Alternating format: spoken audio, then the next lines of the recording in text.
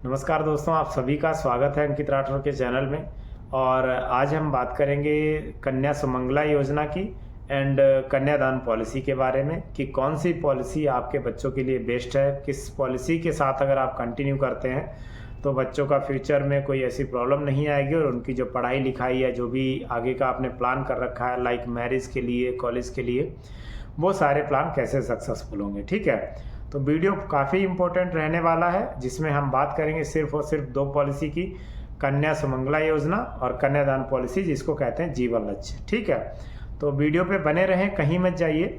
और इसमें आपको वो सारी चीज़ें मिलेंगी जो आप एक्सेप्ट करते हैं कि आपके बच्चों के फ्यूचर के लिए कौन सी पॉलिसी बेस्ट रहेगी, किस पॉलिसी के साथ आपको कंटिन्यू करना चाहिए। और अगर वीडियो पूरा देखेंगे तो इसके अलावा आपको कोई वीडियो देखने की ज़रूरत नहीं पड़ेगी, इसलिए चैनल पे बने रहें। और thank you so much for all your support. और अब हम देखने वाले हैं दोनों पॉलिसी के comparison and amount and investment और रिटर्न क्या मिलेगा हमें। ठीक है, तो हम स्टार्ट करते हैं। आज हम बात करेंगे सुकन्या समृद्धि योजना और कन्यादान पॉलिसी, दोनों पॉलिसी के बारे में कि क्या इन दोनों में कंपैरिजन है और किस में ज़्यादा बेनिफिट है और कौन सी पॉलिसी ज़्यादा अच्छी। तो सबसे पहले हम बात करेंगे प्रीमियम पेमेंट टर्म की। तो सुकन्या समृद्धि योजना की अगर हम बात करें तो इसमें प्रीमियम पेमेंट हमें 14 साल तक पे करना है, जिसमें कि पॉलिसी टर्म 21 साल का रहेगा।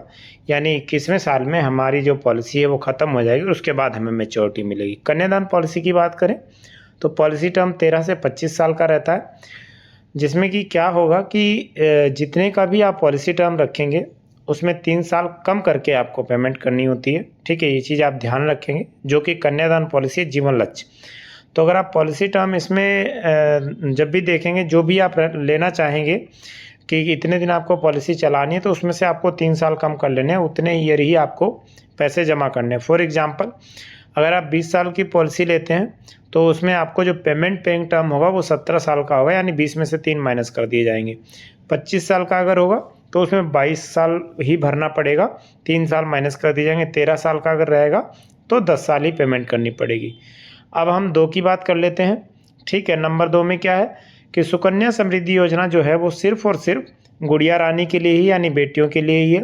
कन्यादान पॉलिसी जीवन लक्ष्य जो पॉलिसी है वो चाहे आपका बेटा हो चाहे बेटी हो, दोनों के लिए यह पॉलिसी अवेलेबल है। आप किसी भी LIC एजेंट से या LIC ऑफिस से जीवन लक्ष्य के नाम से जो पॉलिसी है वो परचेज कर सकते हैं। बहुत ही अच्छी और बहुत ही बढ़िया पॉलिसी है। ठीक है, तो इसमें क्या होगा कि जो भी पेरेंट्स होंगे वो अपने बच्चे के नाम पे अपना प्रीमियम भरेंगे और जो भी बच्चे होंगे उनके नाम पे वो पॉलिसी जाएगी, उसको नॉमिनी कर देंगे। अब बात करते हैं नंबर 3 एज की। ठीक है, तो सुकन्या समृद्धि योजना जो है उसमें मैक्सिमम एज 10 साल दी गई है। अगर 10 साल से बड़ी आपकी बेटी हो जाती है तो आप सुकन्या समृद्धि योजना नहीं ले सकते हैं। और अगर अब हम बात करें कन्यादान पॉलिसी की कि इसमें क्या एज रहती है, तो इसमें आप ध्यान रखेंगे पेरेंट्स की एज पे डिपेंड रहता है। 18 से 50 साल की एज में पेरेंट्स इसको ओपन करा सकते हैं। टैक्स सेविंग की अगर बात करें तो मैच्योरिटी टैक्स फ्री दोनों में सेम ही रहती है।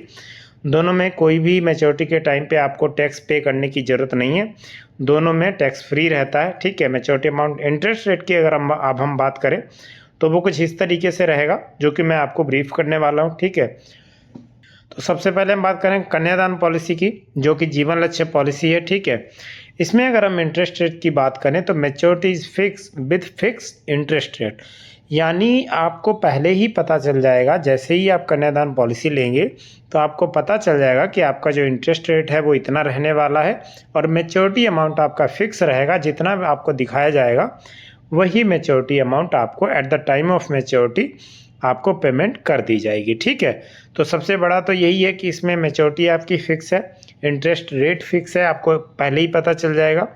Rate of interest depend upon policy term. ठीक है, बिल्कुल सही बात है कि आप जितनी लंबी पॉलिसी लेंगे लॉन्ग टर्म के लिए उतना इंटरेस्ट रेट हाई रहेगा। ठीक है, और अगर आप पॉलिसी शॉर्ट टर्म के लिए लेते हैं तो इंटरेस्ट रेट जो है वो थोड़ा सा लो रहेगा। ठीक है, इस चीज़ को भी आपको ध्यान में रखना है कि अगर आप लॉन्ग टर्म पॉलिसी लेते हैं तो इंटरेस्ट रेट हाई रहेगा और अगर शॉर्ट टर्म लेते हैं तो इंटरेस्ट रेट थोड़ा सा लो रहेगा। मैच्योरिटी इसमें फिक्स है, इस चीज़ को आप ध्यान रखेंगे। ठीक है, कि जो भी मैच्योरिटी का अमाउंट होगा वो फिक्स रहेगा, आपको पहले ही पता चल जाएगा पॉलिसी लेने से पहले ही। जैसे ही आप पॉलिसी अलाइन कराएंगे तो आपको पता चल जाएगा कि जीवन लक्ष्य में ये अमाउंट मिलने वाला है आपको, ठीक है। अब अगर हम बात करें सुकन्या समृद्धि योजना की, तो इसमें इंटरेस्ट रेट फिक्स नहीं होता है। इसमें क्या होता है कि ना तो इंटरेस्ट रेट फिक्स है, ना ही मैच्योरिटी का अमाउंट फिक्स है कि आपको कितना मिलेगा। मिलता है इसमें भी है, लेकिन थोड़ा सा इधर उधर रहेगा और इंटरेस्ट रेट भी कम ज़्यादा होता रहता है, ठीक है। कई बार इसमें क्या होता है कि इंटरेस्ट रेट साल में उतार चढ़ाव होता रहता है, कहीं कम हो जाएगा, कहीं ज़्यादा हो जाएगा। जैसा कि आपको मैं टेबल में दिखा रहा हूँ, तो अगर आप स्टार्टिंग में देखेंगे, ये योजना जो है वो 2015 के दौरान चालू की गई थी। तो उस टाइम पे इसका इंटरेस्ट रेट था 9.1%, बीच में कहीं 8.6 हुआ, 8.5 हुआ, 9.2 हुआ, और अभी जो है 7.5 इंटरेस्ट रेट के हिसाब से इसमें इंटरेस्ट रेट जोड़ा जा रहा है, जो कि साल में फिक्स नहीं होता है, चेंज होता रहता है, ठीक है। तो ये चीज़ आप ध्यान में रखेंगे कि कन्यादान पॉलिसी जो जीवन लक्ष्य के नाम से है, उसका इंटरेस्ट रेट फिक्स है, उसकी मैच्योरिटी फिक्स है। और सुकन्या समृद्धि योजना की अगर हम बात करें, तो इसमें ना मैच्योरिटी फिक्स है और ना ही इंटरेस्ट रेट फिक्स है, ठीक है। बाकी जैसा बैंक में होता रहता है, बैंक में भी कई बार आप देखते रहते हैं कि इंटरेस्ट रेट में उतार चढ़ाव होता रहता है, ठीक है। अगर हम पीपीएफ की बात करें, तो उसमें भी कई बार इंटरेस्ट रेट चेंज होता रहता है। बाकी ये जो स्कीम है, ये सारी बैंक से कनेक्टेड है। आप किसी भी बैंक में जाके भी इस स्कीम को ले सकते हैं, जो कि सुकन्या समृद्धि योजना के नाम से मिल जाएगी आपको, ठीक है। तो इस तरीके से ये तो था इंटरेस्ट रेट की बात। अब हम बात करेंगे रिटर्न की। तो रिटर्न में अगर हम बात करें, तो जो भी फादर हैं सुकन्या समृद्धि योजना के, जो भी पेरेंट्स हैं जिन्होंने अपनी गुड़िया रानी के लिए सुकन्या समृद्धि योजना ली है, ठीक है, उन्होंने क्या किया है कि अगर किसी रीज़न से उनकी डेथ हो जाती है, एक्सीडेंटल डेथ हो जाती है, तो आपको ये चीज़ ध्यान में रखनी है। मैं अभी सुकन्या समृद्धि योजना की बात कर रहा हूँ, ध्यान से सुनना। तो उसमें क्या होगा कि जो भी पेरेंट्स थे या जो भी मेन मालिक थे जिनको वो पॉलिसी चलानी थी, वो नहीं रहे हैं, तो यानी कि अब क्या होगा कि जो पॉलिसी का प्रीमियम आएगा वो किसी न किसी पर्सन को भरना पड़ेगा, ठीक है। ऐसा नहीं है कि वो माफ़ कर दिया जाएगा और कोई बेनिफिट आपको मिलेगा, कुछ नहीं मिलेगा। आपको पूरी योजना 14 साल तक आपको उसका प्रीमियम भरना है। उसके बाद ही आपको at the time of maturity जो भी बेनिफिट होंगे, जो भी इंटरेस्ट रेट होगा, उसके साथ आपको सुकन्या समृद्धि योजना में आपका अमाउंट दे दिया जाएगा, ठीक है। तो ये चीज़ आपको यहाँ पे ध्यान रखनी है कि at the time of accident अगर कोई डिपेंडेंट पर्सन है, तो उसको फिर वो पॉलिसी कंटिन्यू करनी पड़ेगी। अब हम बात करते हैं कन्यादान पॉलिसी की। अगर पेमेंट टर्म आपका 25 साल है, इसमें आपको पेमेंट पॉलिसी टर्म यानी पेमेंट करनी है 22 साल। सम एश्योर्ड अमाउंट हम लेके चल रहे हैं 10 लाख का। तो आप ध्यान रखें, at the time of maturity आपको जो अमाउंट मिलने वाला है वो 26 लाख है। इन केस ऑफ डेथ, जो भी पर्सन इस पॉलिसी को चला रहा था उसकी डेथ हो जाती है, तो आपका ध्यान रखना कि आफ्टर 5 इयर्स आपकी जो पॉलिसी होगी उसका प्रीमियम वेव ऑफ कर दिया जाएगा। यानी जो भी पॉलिसी रहेगी आने वाले 17 साल तक वो LIC खुद ही भरेगी, किसी को उस पॉलिसी को भरने की ज़रूरत नहीं है, कोई भी उसकी टेंशन लेने की ज़रूरत नहीं है। जितना भी प्रीमियम होगा वो LIC भरेगी, प्लस जो भी आपका सम एश्योर्ड अमाउंट होगा उसका 10% आपको हर साल मिलेगा till the time of maturity amount, ठीक है। यानी जब तक आपकी पॉलिसी मैच्योर नहीं हो जाती है, तब तक आपकी पॉलिसी का जो प्रीमियम होगा वो भी LIC भरेगी, और हर साल आपके सम एश्योर्ड अमाउंट का 10% LIC आपको हर साल देगी, ताकि उससे आप अपने बच्चों की पढ़ाई करा सकें, खर्चा चला सकें। ये इसका काफ़ी अच्छा बेनिफिट है, बहुत ही प्लस पॉइंट है इस पॉलिसी का, जिसका नाम है जीवन लक्ष्य पॉलिसी। मैच्योरिटी अमाउंट इसमें मिलेगा आपको, ठीक है। उसके बाद सम एश्योर्ड अमाउंट जो भी रहेगा वो आपको इसमें मिलेगा।